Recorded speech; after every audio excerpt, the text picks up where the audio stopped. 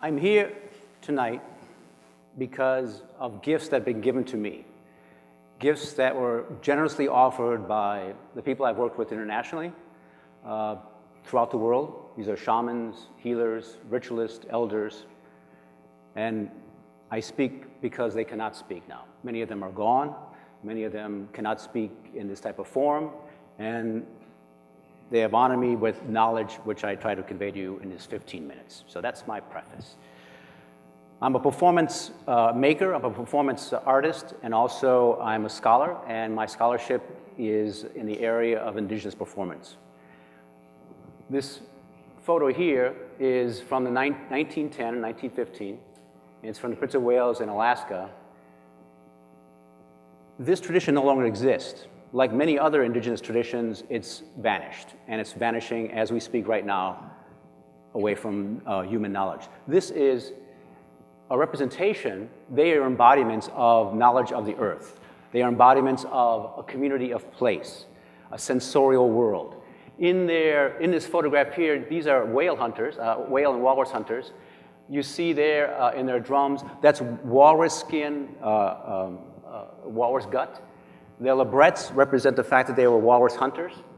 By performing, and here you see this totem in the front here, by performing, what they perform is in honor and representation of their larger space, their community of place. What's a community of place? A community of place in the indigenous world is essentially humans, spirits, ancestors, the animals, the plants, the climate, the environment in general. That consists of the community of place. What happens when they perform in indigenous worldview is basically a performance is a gathering point. It's a venue which brings the community of place members together. And humans, being the most enabled and the greatest beneficiaries of this community of place, are responsible for gathering and maintaining and celebrating this community of place, bringing it together in this venue and performance. So performance in this context, the indigenous world context, which goes back to the origins of our species, 50,000 some years, is, in a sense, a technology. It's a functioning way of basically examining what we are as far as like a community. So by performing, it's not just simply a performance of humans, human-centric performance, which is basically the performance we are part of today in the Western tradition. It's a performance of a totality. So the mere fact of performing basically brings to light, makes visible the invisible currents, the invisible participants in this larger community. Here, the indigenous performance of the Kiviak, the Eagle Wolf Messenger Feast in Barrow. It's still done today. It was revived in 1988. And here we see, right here is a drum, and this drum is based on the heartbeat of the eagle mother. So by beating the drum, these performers basically give back to the eagle mother, their spirit god, their spirit creator god. They give back something in terms of dance, in terms of celebration, in terms of basically by beating it, you enrich the heart of the eagle mother. Right here you have the breast, so everything is alive in this animated worldview. Here you have eagle feathers that are presented. Here you have puffin beaks on seal skin. So when you go to a museum, you go to the DMA, et cetera, when you go in those like down those corridors of the secondary galleries, and you see African, you see work from Oceania, et cetera, and you see all this animal stuff and regalia, and you kind of looking at it kind of curiously, well, what's this about and why is it there? It's basically there because they are wearing it to basically empower and also to privilege and also to celebrate the participants that are part of that venue, that part of that place. And I should say, within this worldview, because we're not indigenous anymore. I'll get later into the point where we're becoming another kind of indigenous. In this indigenous worldview, basically, we have the animals, the humans, et cetera, but within this worldview, it's a porous worldview. meaning that the spirits, the ancestors, are always kind of in dialogue, meaning that if I see a tree, that the tree sees me, that if a bird is flying by, the bird basically is I can feel it in my body, in my musculature, and in a sense it's communicating. It's communicating sensorially. It's not communicating as humans. It communicates in a very different way. When a word is spoken within this context, this worldview, a word exists forever. For me to think of someone right now, to think of my grandmother, or even if they're alive or dead, is for them to be thinking of me. Time and space are very different. The material is not the same within our worldview, this materialist, objectivist worldview that we've inherited in what a university basically promotes and educates us to. It's a very different worldview that is there, and it's being lost. This is the same Kivyak. Here we see they're wolf heads. And these are actually wolf heads. Wolves for them are very similar to humans. And when they look up, within this wolf dance, what happens is you can see the human face. And then when we look down, it's the wolf face, which is very emblematic, very suggestive of the fact that humans and animals basically move between realities. In a sense that, again, everything's porous. Their dances, for instance, the same word for dance is the same word as prayer. So for them to dance and for them to sing is basically for them to pray.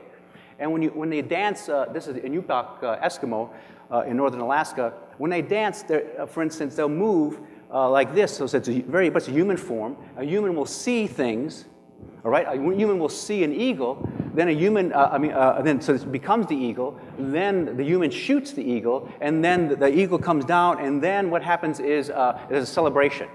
So basically it goes from human to animal, back to human, back and into like an element or a feeling, an emotion. So it moves easily in between one and another reality very fluidly. And that's how they see reality in a very different sense than we do.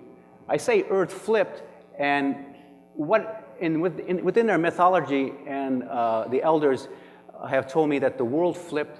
At one point, humans and animals freely moved back and forth one to the other. And these are traditions. This is a tradition that's basically worldwide in various mythologies. That at one point in human history, human evolution, that people and animals could move easily into other forms. And then the world flipped. What happened was that the humans basically remain humans, and animals and plants and other things remain in their state. And so no longer to move back and forth. They're saying now, the elders, that now the earth, and the earth, because it flipped, became thick. Now they're saying the earth is becoming thin again, where things will flip again, and going into another reality. So it may be mythologically that what they represented within the idea of moving back and forth porously between different realities was the fact that they were indigenous and highly sensitized to a reality. You look at our reality here in this room, for instance, everything in here is artificial. We have artificial air. We're basically sitting in manufactured, products. This room here has been basically manufactured. We have no sense of where we are. We could be in Pittsburgh. We could be in Geneva, anywhere. Basically, except for maybe English, the only thing that kind of links us is the fact that we kind of that we basically remove from a reality, and we kind of franchise it, anywhere in the world. So it's very different than how they perceive reality, which is very much a part of a localized place. And so what we share, rather than sharing a location, a place, a community, a place, what we share in this room basically are ideas. All of us, we can't really, if we started dancing here, we'd probably have one dance or two or three dances we can all dance together. Probably a waltz or maybe some free-form dance. If we started singing, maybe three songs we could sing together. The Happy Birthday, the national anthem, or maybe another song. We share nothing kind of like sensorially. What we share basically are ideas. Democratic ideas, ideas of like ethical ideas, values, etc. So we basically share ideas, but not anything sensorial. This very much is a sensorial-based worldview, which has ethics, which has values, but they're interwoven. Right? Which is important, and the reason I'm interested and the reason I'm presenting this to you today is it's important because that indigenous value and the fact that we're disconnected sensorially is important for where we are now in the world. The fact that we are disconnected and we're kind of removed and share ideas, we kind of float over the world. And as a consequence, we can abuse the world because we can basically rationalize it away. Whereas this, you cannot betray the world because you are part of the world, and the world is much more interactive. This is Jimmy Tooley. He's someone in Savoonga, which is an island in the Bering Sea. And he's an elder who basically was really instructive for me. And one thing I came away with, and I'll share today, is basically he said, just listen. And he's not talking, essentially listening just with your ears. He's saying listening with your entire body, to hear things, to hear everything that is part of our larger reality. This is also Savoonga. And this, he's something else also said to me, the farther you see out, the further you see in. We've kind of lost that because we're kind of contained. And not just visually seeing out, but also seeing out as far as like seeing out in terms of like seeing other realities or being able to communicate and to process other levels of reality. We've basically, on a horizon line that's maybe this wide of possibilities, we train ourselves and are encoded to basically look at a very, very narrow range of reality.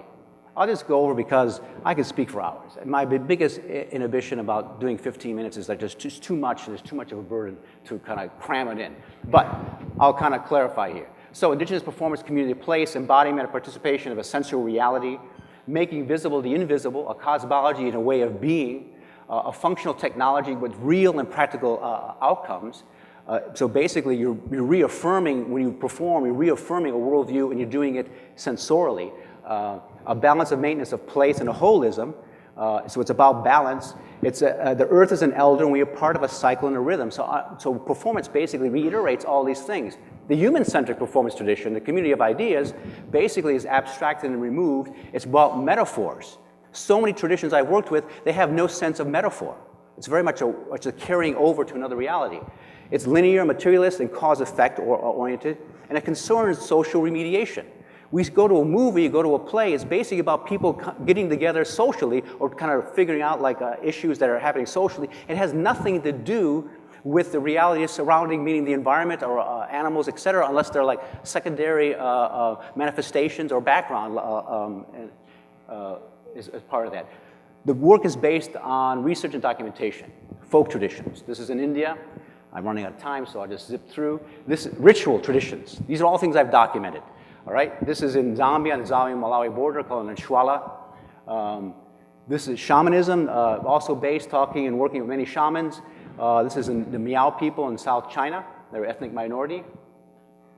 This is a healing and divination ritual with the Ngong Bushmen in the lower Kalahari that I worked with. And this is, what I do is I look at those templates that are deep within the indigenous worldview, and then I extrapolate them into a contemporary context, and we create new work based on these indigenous worldviews and indigenous ways of looking at the world. So, and basically what it does, this is a contemporary performance in Alaska that I did maybe 20 years ago, reimagining, reaffirming indigeneity. This is something I did in Siberia, reaffirming inheritances and community healing, so it deals with healing as well. Cultural and political activism, something I devised and directed in Ethiopia because there are many political issues there, and the youth are highly unemployed and very discontent there, and the country is kind of like disconnected to them. So using traditional forms of expression to go into political and cultural activism. This is cultural reconciliation in Zambia. We perform throughout the country. There are 73 different ethnic groups, and a lot of them are warring. So why are they warring? So in a sense, we tour the entire country basically to deal with this issue of why are you fighting? What historically is a part of this? To basically to see one tradition that traditionally is a warring faction with another to dance together, to celebrate together, which was monumental and very effective. This is something that's me performing in at an orphanage in post-apartheid South Africa, essentially to educate, because they were given the vote. Black Africans in South Africa were given the vote, but they had no idea what the voting meant. So what this means, I bring it into my own work. I have a theater company here and a performance company in Dallas called the Dead White Zombies, and what we do is we bring in a ritualization and spirituality into a contemporary form. This is another production, basically bringing mindfulness and presence, and there's a porousness between performers and actors. And then, and also sensual immersion is very much keynote to what we do. This is our last performance done last fall. And this is a healing and reconciliation performance we did dealing with African American maleness, which we did in 2013. I'm out of time. That's my name. Look me up. Write me, call me. I'll talk to you. Invite me to dinner. I'll be there.